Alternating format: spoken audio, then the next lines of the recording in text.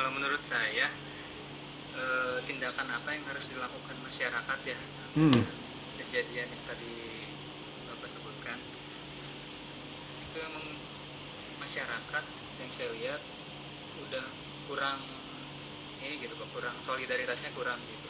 Hmm. Jadi memang yang harus ditumbuhkan rasa solidaritas antar masyarakat, terus rasa kepedulian gitu ya. Karena kalau kejadian itu sudah terjadi berulang kali kan harusnya masyarakat itu bisa lebih care gitu terhadap masyarakat di sekitarnya atau lingkungan di sekitarnya. Bisa aja misalkan masyarakat itu membentuk satu gerakan apa gitu di masyarakat, misalkan dari Karang Tarunanya nih, misalkan mau Ya. digerakkan di Karang Tarunanya gitu. Misalkan mengadakan ronda misalkan di tempat-tempat yang memang rawan terjadi tindakan-tindakan pembegalan itu gitu. Hmm. Itu sih kalau menurut saya gitu, masyarakatnya memang harus kompak, harus saling membantu gitu, tidak acuh. Oke. Kemudian yang kedua, sebagai tenaga pendidik ya, apa yang harus dilakukan dengan kondisi terjadinya kriminalitas gitu ya Pak. Iya. Dengan Kalau maraknya kriminalitas begal tadi, ya, sejumlah anggota tubuh wanita gitu. kalau di bidang pendidikan sih menurut saya harus dibangun satu wawasan tentang apa ya, bahaya kriminalitas itu penting gitu di dalamnya. Terus juga memang harus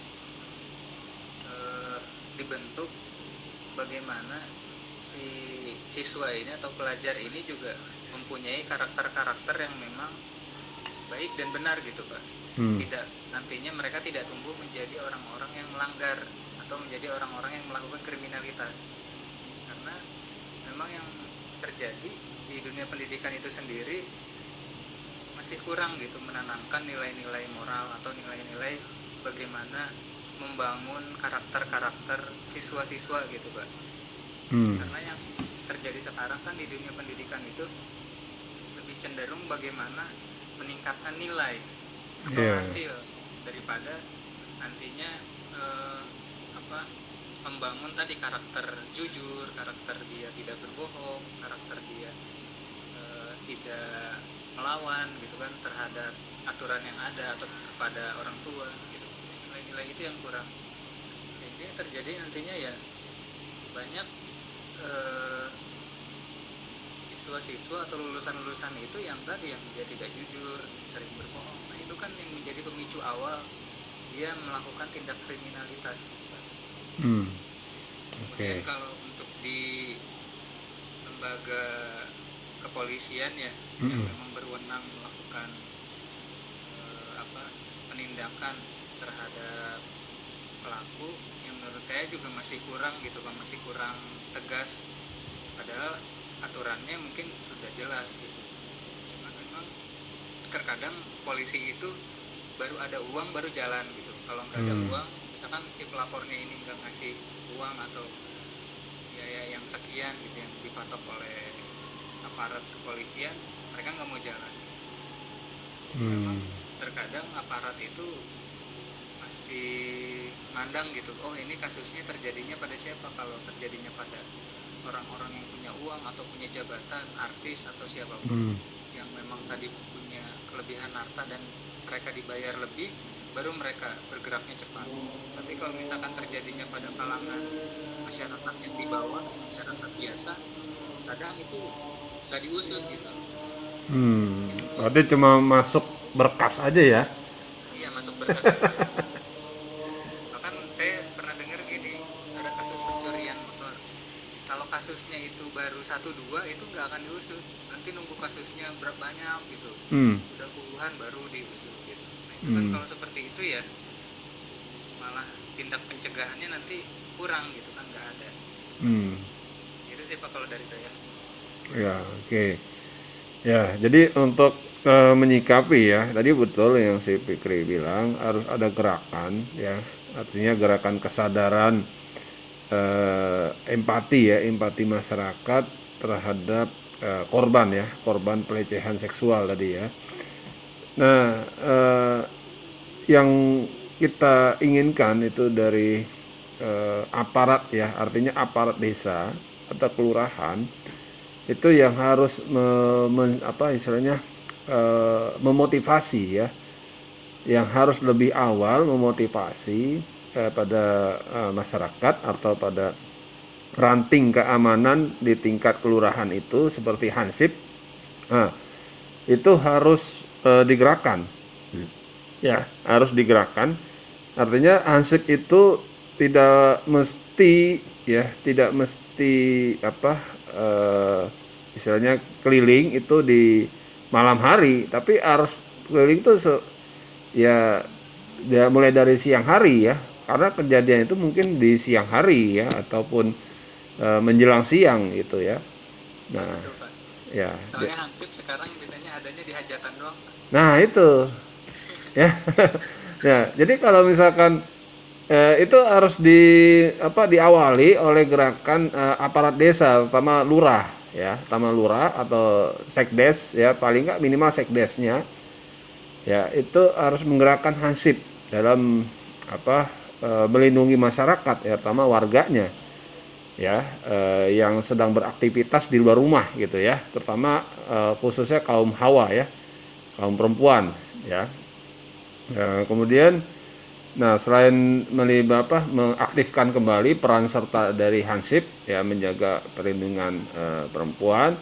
Nah, di satu sisi ini pihak RT RW juga harus sama-sama mengedukasi masyarakat, terutama mengedukasi dalam arti memberitahukan kepada masyarakat bahwa di sini sering terjadi ya tindakan kriminal. Jadi supaya masyarakat itu tetap waspada ya, dan mawas diri ya.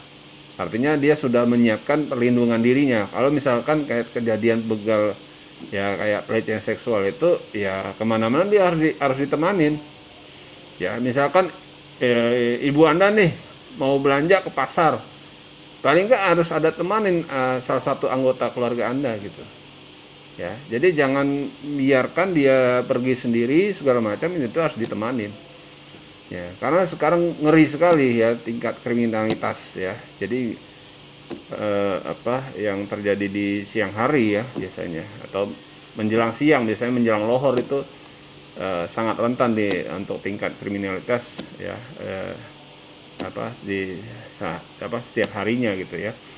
Nah, berikutnya dari pihak ya tadi, kalau polisi tidak menggubris ya, kita ya itu tadi, kita harus mendesak pihak kelurahan untuk melibatkan Hansip dalam melindungi warganya ya, gitu ya, karena sudah ada ketentuan ya perundang-undangan bahwa Hansip itu harus bisa menjaga keamanan di suatu wilayah yang dimana dia bekerja gitu ya.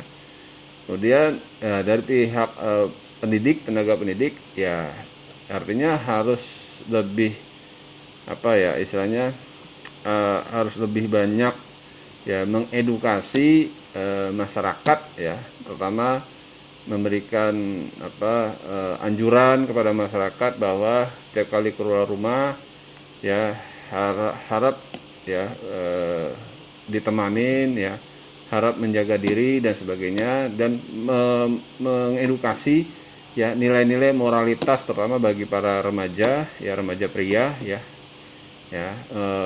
supaya ya mereka tidak terjebak dalam tindakan seperti itu ya.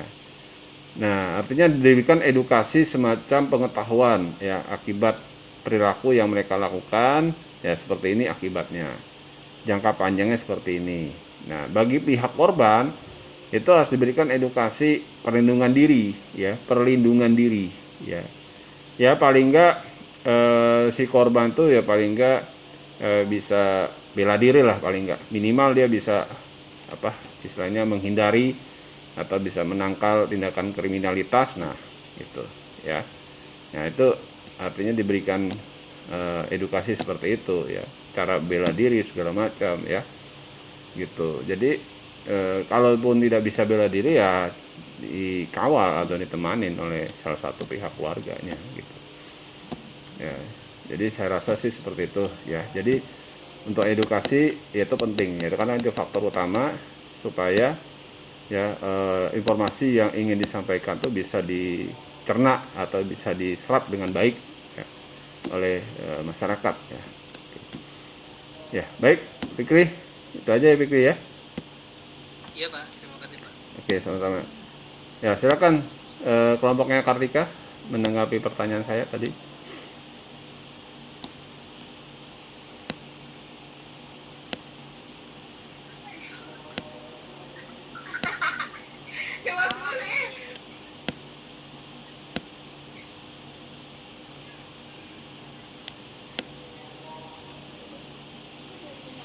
Pak, masih nyari, Pak. Nyari bingungnya di mana. KPK itu cara menangani yang korupsi apa ya? Iya, secara sistematis. Nah, itu dari pihak tadi, dari pihak aparat penegak hukum.